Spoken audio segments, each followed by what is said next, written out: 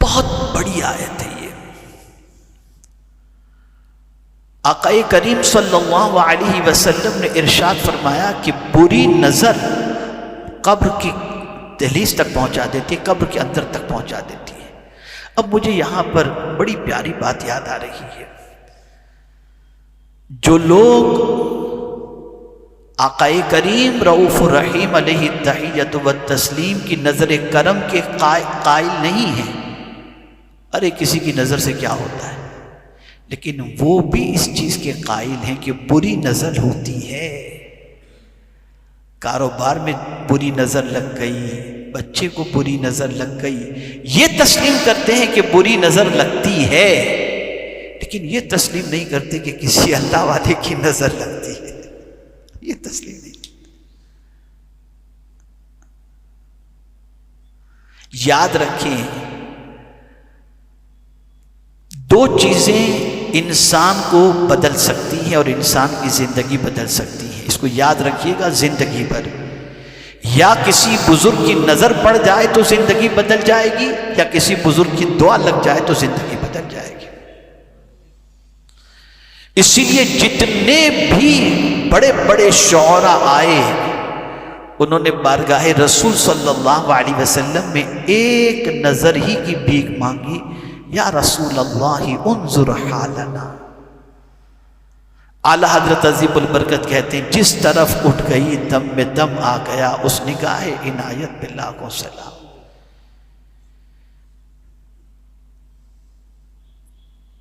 اور اسی لیے حضرت اسماعیل علیہ الصلاۃ والتسلیم کے حوالے سے بھی ڈاکٹر اقبال نے کہا، یہ فیضان نظر تھا کہ مکتب کی کرامت تھی، سکھائی کس نے اسماعیل کو آداب فرزند دی۔ یہ حضرت ابراہیم کی نظر کا فیضان تھا یا مکتب کی کرامت تھی؟ اور مجھے افسوس ہے، مجھے افسوس ہے اس چیز کا، بہت بڑا افسوس ہے کہ میں نے دیکھا کہ انسان جو ہے وہ اللہ والوں کی نظر میں آنے کے لیے تیار نہیں، دنیا داروں کی نظر میں آنے کے لیے تیار ہے۔ یہ ایک سب سے بڑا مسئلہ ہے، اور ممکن ہے آپ کی نظر کے اندر کوئی دنیا میں ظاہری طور پر اللہ والا آپ کو سمجھ میں نہ آتا ہو، تو اللہ والوں کا مزار اقدس تو موجود ہے نا۔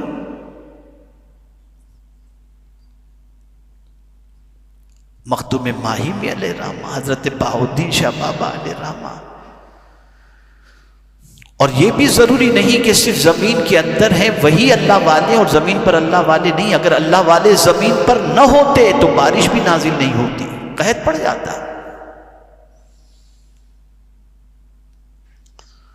تو عرض کرنے کا منشا یہ ہے کہ میرے پیارے آقا صلی اللہ تعالی علیہ وسلم کے پیارے دیوانوں، رسول رحمت صلی اللہ تعالی علیہ وسلم سے نظر کرم کی بھیک مانگنی چاہیے۔ تو عرض یہ کر رہا تھا کہ بری نظر بھی حق ہے، لگتی ہے، بالکل لگتی ہے، اور یہ قبر تک پہنچاتی۔ اسی لیے حضور صلی اللہ علیہ وسلم نے فرمایا اپنے بچوں کو رات کو سوتے وقت آیت الکرسی پڑھ کے دم کر دو، بچوں کو نظر نہیں لگے گی۔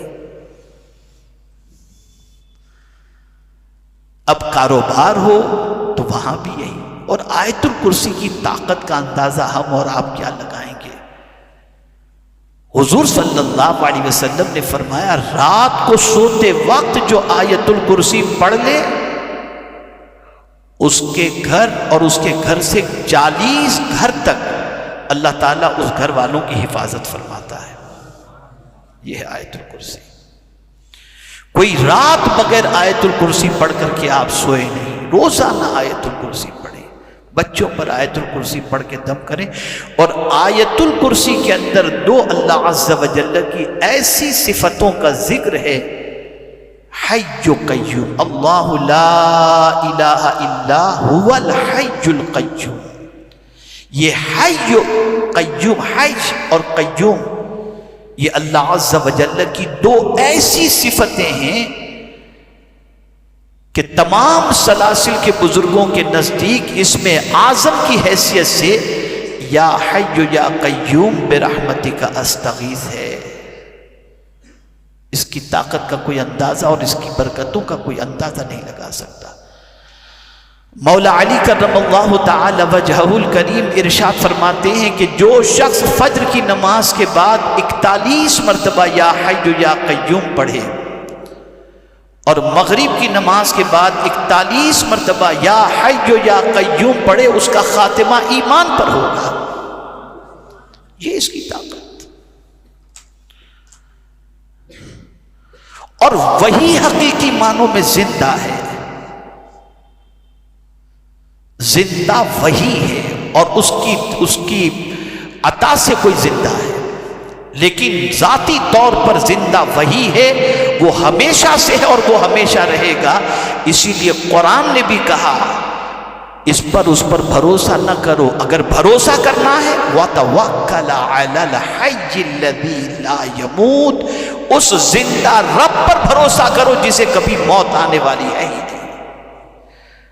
ہم مرنے والوں پر تو بھروسہ کرتے ہیں، اللہ پر بھروسہ نہیں کرتے۔ اور اسی طرح سے قرآن مقدس میں رب قدیر نے فرمایا وَمَن يَتَوَكَّلْ عَلَى اللَّهِ فَهُوَ حَسْبُهُ، جو اللہ پر بھروسہ کر لے اللہ اس کے لیے کافی ہے۔ تو آیت الکرسی یہ بہت عظمت والی آیت ہے۔ اسی کے ساتھ ساتھ سورہ بقرہ کی آخری آیتوں کی بھی تلاوت ہوئی۔ اب سورہ بقرہ کی آخری آیتیں اللہ عز و جل نے عرش کے نیچے سے اپنے محبوب کو عطا فرمائی، عرش کے نیچے سے، بڑی برکت والی یہ آیت ہے۔ اسے بھی روزانہ رات کو پڑھے بغیر نہیں سونا چاہیے، روزانہ رات کو اس کی تلاوت کر کے ہی سویا کریں۔ اس کی اتنی برکتیں ہیں جس کا احاطہ اور جس کا شمار کرنا مشکل ہے۔ میرے پیارے آقا صلی اللہ تعالی علیہ وسلم کے پیارے دیوانوں، اس لیے ہمیں چاہیے کہ 4 چیزیں آج جو بتائی گئیں اس کو خاص طور پر ذہن میں رکھیں۔ اللہ ہم سے قریب ہے اور ہماری شہرت سے بھی زیادہ قریب ہے۔ دوسری چیز، گناہ کر کے کبھی اکڑو نہیں اور کبھی اپنے اندر تکبر پیدا مت کرو۔ اگر تمہیں کوئی کہے اللہ سے ڈرو تو اللہ عز و جل کے خوف کو دل میں جگہ دو، اس لیے کہ جب کہا جاتا ہے اللہ سے ڈرو تو یہ سمجھ لینا چاہیے کہ اللہ عز و جل کی طرف سے، پروردگار کی طرف سے یہ ہمیں ندا آ رہی ہے اور ہمیں اللہ کے خوف کو دل میں جگہ دینی چاہیے۔ اور اللہ سے ڈرنے والا بزدل نہیں ہوتا۔ اور گناہ سے اگر رکنے کے بارے میں کہا جائے تو گناہ پر کبھی بھی اکڑنا نہیں چاہیے۔ مجھے یہ کب سے نصیحت کرنے والے آ گئے، میں تو جو چاہوں کروں، ایسا نہیں ہونا چاہیے۔ اور تیسری چیز، نظر حق ہے، ہمیشہ کوشش کرو اللہ والوں کی نظروں میں آ جاؤ، اور ہمیشہ کوشش کرو کہ بری نظر سے حفاظت کے لیے آیت الکرسی کی تلاوت کرو۔ اور اسی طرح سے سورہ بقرہ کی آخری آیتیں جو رسول اعظم صلی اللہ علیہ وسلم کو اللہ عز و جل نے سفر معراج میں عرش کے نیچے سے عطا فرمائیں، ان آیتوں کی بھی تلاوت کو اپنی زندگی کا معمول بناؤ۔ اللہ رب العزت جل جلالہ آقا کریم رؤوف الرحیم علیہ التحیۃ والتسلیم کے صدقہ و طفیل ہم سب کو قرآن و احادیث پر عمل کی توفیق عطا فرمائے، دین کی پیروی کی توفیق عطا فرمائے، دین کا علم حاصل کرنے کی توفیق عطا فرمائے، قرآن فہمی کی توفیق عطا فرمائے، قرآن پر عمل کی توفیق عطا فرمائے، اور ہم سب کا خاتمہ اللہ ایمان پر فرمائے۔